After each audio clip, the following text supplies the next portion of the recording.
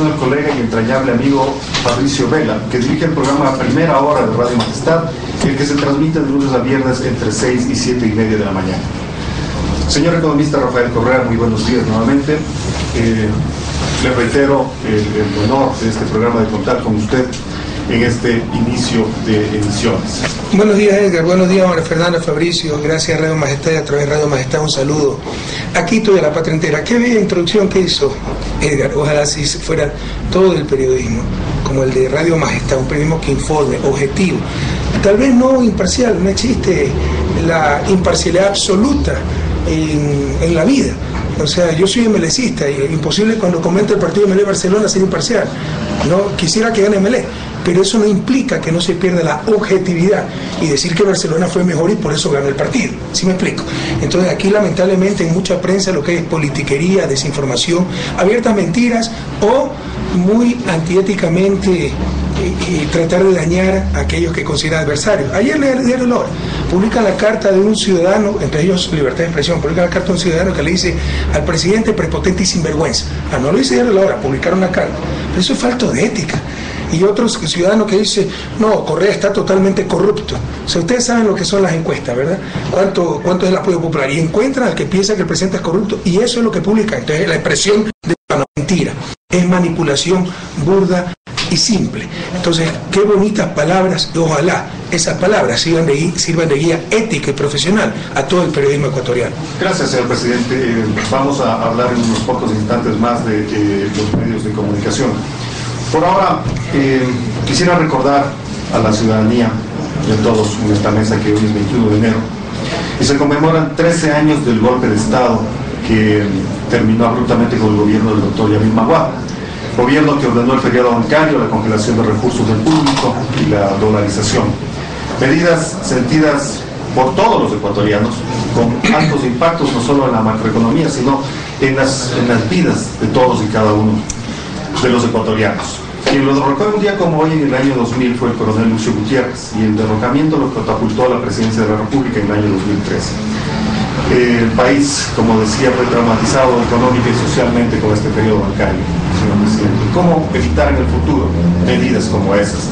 Es sólido hoy, en el año 2013, el sistema financiero, el sistema bancario, se ha pagado totalmente a los acreedores de la banca cerrada, han sido castigados todos los causantes de estos males, en especial los banqueros que usaron al Estado en aquellos días. ¿Cuánto tiempo la entrevista? 6 meses de seminario. Para explicar todo lo que me ha preguntado necesito unos 6 meses. Como el libro de Banana República, la no República. Bueno, ahí se dice, en esta parte ahí se dice, no, todo un capítulo sobre esto, pero no nos olvidemos, porque las causas remotas, usted está diciendo los efectos de errores en política, el debilitamiento bancario, etcétera, cosas que todavía nos quieren imponer creyendo que los ecuatorianos somos amnésicos. La causa remota de esa crisis fue la desregulación financiera del año 94, cuando en el fundamentalismo neoliberal dijeron no necesitan control en los bancos, el mercado solito se ajusta, compiten, se van a autorregular. Se autorregularon tan bien que en el 99 pues quebraron a todo el mundo. Lo mismo dicen, por ejemplo, con respecto a los medios de comunicación, ¿verdad? Y no se trata de otra cosa que defender al capital detrás de ciertos negocios mediáticos. Solito la prensa se autorregula. Eso no ha existido en toda la historia de la humanidad, ni existirá, no nos engañemos. Se necesita acción colectiva, que un Estado institucionalizado se expresa a través de leyes para regular esos poderes que pueden hacer daño a esa sociedad. Entonces, eso debilitó o desapareció directamente los controles del sistema financiero. Los banqueros hicieron lo que les daba la gana.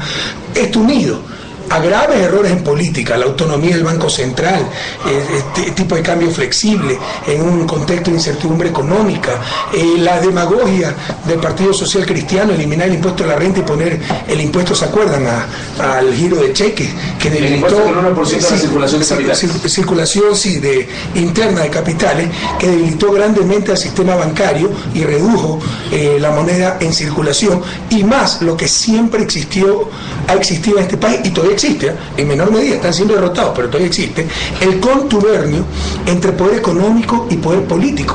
Vean la Constitución del 98, transitoria 42ª, jóvenes, sobre todo ustedes, prohibido olvidar. Lean la Constitución de 1998 hecha en un cuartel militar por social cristiano y demócrata cristiano, con el inefable doctor Osvaldo Hurtado, su secretario Diego Ordóñez, que nos vive insultando en el periódico como si la gente se ha olvidado quién es. transitoria 42ª. Ya por ley era prohibido que el Banco Central dé crédito a la banca privada. Lo elevan a nivel constitucional en esa Constitución del 98, lo que ya existía como ley 5 o 6 años antes.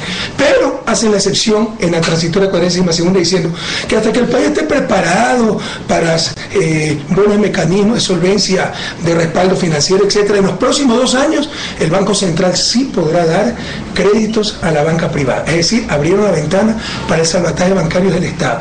Pero no contentos con esto, luego, ¿no? Ahora dicen alzamanos a nuestros asambleístas. Claro que van a alzar la mano, por educación gratuita, por salud, por sacar bases extranjeras de suelo patrio, por recuperar la dignidad, por los derechos de todas y todos. Pero no se olviden cómo alzaba la mano la partidocracia para el feriado bancario, para defender intereses de grupo. Entonces, alzan la mano todos. Solo creo que un diputado cuestiona esto para aprobar la ley AGD. En resumen, la ley AGD que decía, quiebren señores banqueros, porque el que paga es el Estado. Garantizan 100% los depósitos sin límite de monto, nacionales, offshore. Le dicen quiebren, porque el que paga, lo que pagan son los tontos de los ecuatorianos, todo el pueblo ecuatoriano. Y al día siguiente de publicar esa ley en el registro oficial, si mal no recuerdo, principios de diciembre de 1998, al día siguiente ni siquiera guardaron las apariencias, entregan el banco más grande del sistema, Filanbanco, al Estado. Entonces, prohibido olvidar las causas que originaron la crisis. Ustedes están hablando de la crisis, pero esa crisis tiene sus causas en el fundamentalismo neoliberal, en la corruptela de la clase política y el entreguismo, y sobre todo en el contubernio que había entre poder político y poder económico, básicamente poder bancario y financiero. Eso, con este gobierno, es imposible que se dé, porque nosotros tenemos absoluta independencia. Esos poderes que siguen vivos, por eso nos atacan todos los días, tratan de someter a los gobiernos, pero a nosotros no nos han podido someter y no nos van a someter. ¿Es esa política de buen vivir, presidente, de los ciudadanos sobre el capital? Por supuesto. Y en esa época era absoluta supremacía del capital sobre los seres humanos. Autonomía del Banco Central. ¿Qué sentido tiene eso? Ninguno. Que no sea preservar los intereses del capital financiero. Es que la política monetaria es técnica, es política.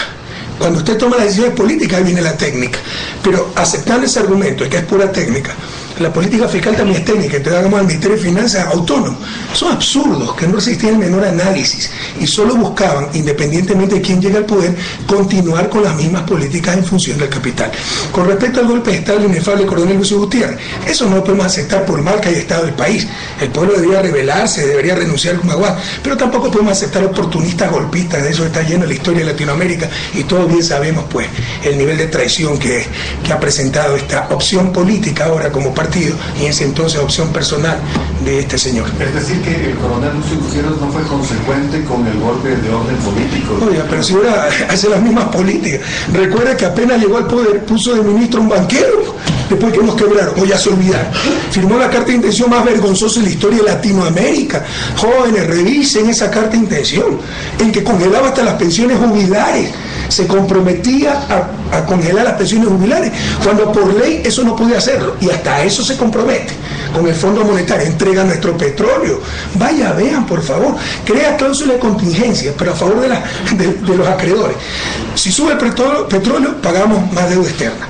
Si va el petróleo, seguimos pagando deuda externa y reduzcan educación, salud, lo que sea. Lean esa carta de intención, que es un monumento a la vergüenza, al entreguismo. Y por último, se declara el mejor amigo de Mr. Bush. Entonces, y ahora este tipo que dio el golpe de Estado no es el que ha votado todos estos años con esa misma gente, social cristiana, demócrata cristiano, del partido de Maguad, el PRIAN, etcétera. Prohibido olvidar. Debemos superar esas vergüenzas políticas que han dominado a la patria. Presidente Correa, ¿cuál es la situación en este momento del sistema financiero? Se ha dicho que es un sistema financiero sólido. Yo hacía hace pocos minutos una reflexión en mi programa anterior, a primera hora, respecto de que, coincido, a veces tenemos mala memoria, el superintendente de bancos del año 99 era el doctor Jorge Gaspeña, quien fue designado por el Congreso Nacional por el Ministerio de la Ley, pero resulta que había sido parte del bufete jurídico que patrocinaba al Banco del Progreso, es decir, alguien diría juez y parte dentro de la institución que se encarga de controlar al sistema financiero. Hoy, con todas estas reflexiones que usted nos ha señalado, ¿está sólido el sistema financiero por un lado? Y lo otro, lo que decía Edgar, ¿han sido ya resarcidos todos los clientes, todos los perjudicados de las instituciones que quebraron en el año 99? Vea, no nos engañemos, y prohibido olvidar. La Superintendencia de Banco era la sucursal de un gran banco quiteño. ¿no? Y el Banco Central era sucursal de otro gran banco quiteño, que era el que ponía a su gente, a sus parientes, y ahí sí nadie hablaba de independencia y función, porque la prensa también pertenece a esos banqueros. Esos banqueros de los que les estoy hablando son miembros del Consejo Directivo de poderosos medios quiteños y nacionales. No nos olvidemos, todo era un amarre para mantener el sistema. Ahora, si algún cargo con más que merecimiento va un amigo del presidente, horror, no hay independencia. Por ejemplo, Gustavo Ya. Vea si Gustavo ya tiene algún interés en la banca, ha sido un profesional de esto toda su vida, con títulos en el extranjero, la persona tal vez más capacitada para ocupar ese cargo. Pero como es amigo del presidente, ya no hay independencia y funciones. Que no nos engañen, cuando no había independencia y funciones, era cuando a su pertenencia el banco era sucursal de un banco grande quiteño, de un señor que se cree dueño de este país y del universo entero. Y se repartían. El Banco Central era sucursal de otro banco quiteño donde se ponían los concuñados, etcétera, para que cubran las espaldas, cubran las trafacías. Pero no nos olvidemos de lo que era el país. Eso ya no existe. Ahora realmente hay control. Las causas que originaron las crisis del 99, malas políticas, fundamentalismo ideológico, contubernio entre clase política y clase económica, no existen. Existen grandes controles altamente técnicos, independencia de superintendencia de banco, del Banco Central. Ahora sí, de independencia de la banca, ya no independencia del gobierno y del pueblo ecuatoriano al cual se debe. Ahora sí independencia de la banca y existen adecuados controles. Se está pagando, se ha pagado muchísimo a los... Pero no se ha terminado todo. No, pero existen problemas también ya de que la gente hasta se olvidó, hay gente fallecida, etcétera. Entonces existen poco dinero. Sí, pocos remanentes, porque incluso hay la disponibilidad de dinero, de liquidez para poder pagar. Bueno, yo quiero dar inicio con el tema campaña electoral, donde su principal propuesta ha sido la continuidad del modelo de desarrollo, el cual ha tenido éxito. Los intereses ciudadanos sobre los intereses de capital, que habíamos hablado hace poco. Una revolución ciudadana, la cual dice se radicalizará. ¿Qué implica esa radicalización? Por ejemplo, más control de estos poderes. Es que usted ve cómo es el país. Después de que nos quebraron los banqueros en contubernio, con políticos corruptos, asalariados, puestos por esos banqueros, porque los banqueros le financian todo. Le financian a los partidos políticos. ¿Quién cree que financia el PRI? Ciertos banqueros en Miami, ¿por dónde sacan tanta plata? Por favor, abran los ojos, pueblo ecuatoriano, sepan conocer los pormenores de la vida política, el cruce de intereses que existe. Todavía los banqueros le financian el observatorio fiscal, ese que a cada rato ciertos pericos sacan como la última palabra, financiado por los banqueros, y tienen un asalariado ahí que fue subsecretario de Maguad, constantemente criticando la política económica de este gobierno. Entonces, con eso influye en la opinión pública. El contrato de educación también lo financiaban los banqueros. Entonces, hay que seguir cambiando la relación de poder en función de las grandes mayorías. Tenemos que ser mucho más estrictos para controlar estos poderes fácticos que siempre nos han dominado y en función de sus intereses. Poderes económicos, básicamente el poder bancario, por eso qué lindo. 99 socializaron las pérdidas. Ahora que están ganando más que nunca, gracias al buen manejo de la economía, no gracias a ellos, a pesar de ello, pero gracias al buen manejo de la economía, bueno, que socialicen las ganancias y que financien el incremento del bono para los más pobres. Entonces, el poder económico, básicamente el poder financiero, poder mediático. Miren lo que ha pasado con los vicios. Estos señores son los que declaran inocentes, culpables. Eso es gravísimo, ecuatoriano. En un Estado de Derecho eso lo hacen los jueces a los días del Luncoto. Son pobres jóvenes que estaban rezando el rosario en la aurora. Entonces, si son tan buenos, somos unos estúpidos para estarlos persiguiendo, como dice la prensa. Es un argumento circular que no tiene salida, pero no tiene lógica. La radicalización en el tema de los... Estoy diciendo, por ejemplo, la ley de comunicación, y evitar, como en otros países, que se pronuncien de manera subjetiva sobre juicios en marcha. Se pueden pronunciar de manera objetiva. No fue el fiscal, faltó el juez. Pero no puede decir soy inocente y perseguidos políticos y sacar como la fuente de información a los abogados defensores de los acusados. Eso es gravísimo, señores. Eso en otras partes del mundo no se ve, es prohibido, no se da. Y acá nos quieren comer el cuento que esto es libertad de expresión, no es libertad de extorsión. Tener un poder tan grande como yo soy, el que declaro culpable e inocente, nadie se mete con el poder mediático. Están los poderes extranjeros.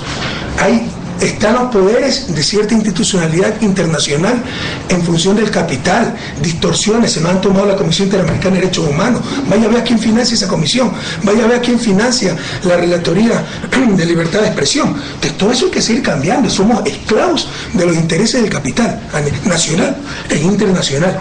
Yo quisiera, presidente, en esta parte que ha tocado María Fernanda, el tema de la campaña, rapidísimo, quisiera respuestas suyas muy concretas sobre posiciones y anuncios generados por algunos de sus adversarios en este debate electoral. Ejemplo. Todito, pues, todo está en control. De los 7, ¿no?